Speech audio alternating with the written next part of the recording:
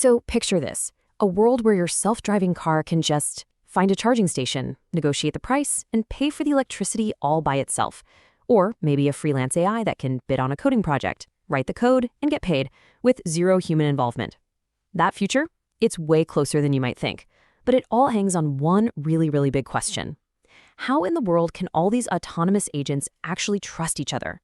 And that's the core problem we're tackling today.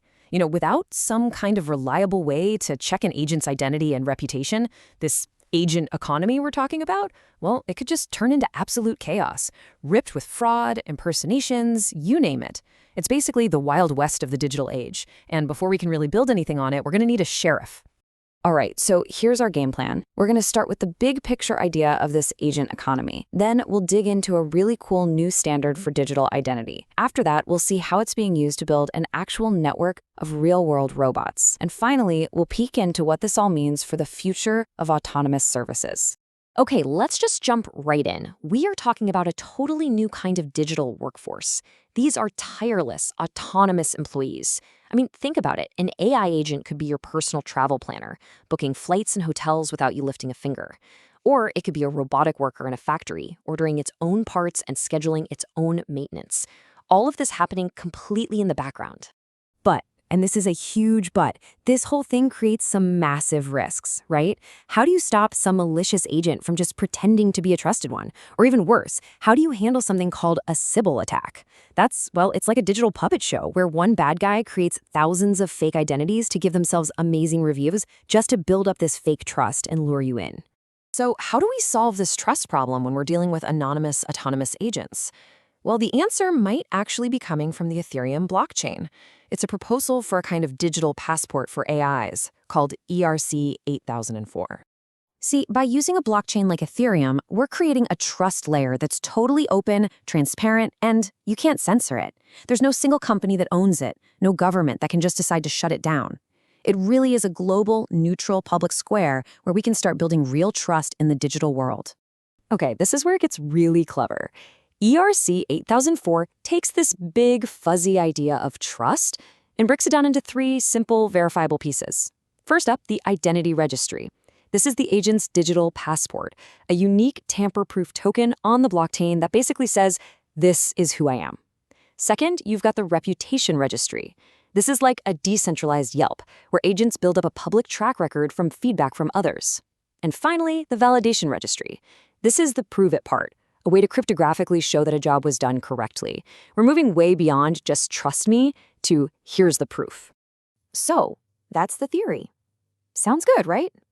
But how does it all actually work in the real world? Let's take a look at a project called Yak Rover, which is using these exact principles to build a decentralized network of actual physical robots. So at the very heart of this Yak Rover network is a simple little two-wheeled robot they call the Tumbler. It's a pretty basic bot, but it's versatile, and you can control it with simple commands sent over a Wi-Fi network. But here's the thing. Every robot kind of speaks its own language. And that's where something called MCP, the Model Context Protocol, comes into play. You can think of it as a universal translator for robots.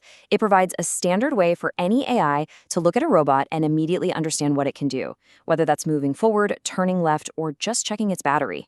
Next up is the gateway. This thing acts like a secure front door for the robot, letting it connect to the internet without just opening up its internal systems to attack. It's like a bouncer for the robot's brain, you know? It only lets in authorized commands and makes the robot's skills available to the whole world. And this is where it all snaps together. The robot's public internet address, its digital front door, gets registered on the Ethereum blockchain using that ERC 8004 standard we talked about. And just like that, our little Tumbler robot now has a global identity. Any AI agent, anywhere in the world, can now discover it. Okay, so we've seen the big picture. Now let's zoom in a little bit. Let's look at the nuts and bolts of how a robot like the Tumbler actually gets its digital passport and plugs into this open network.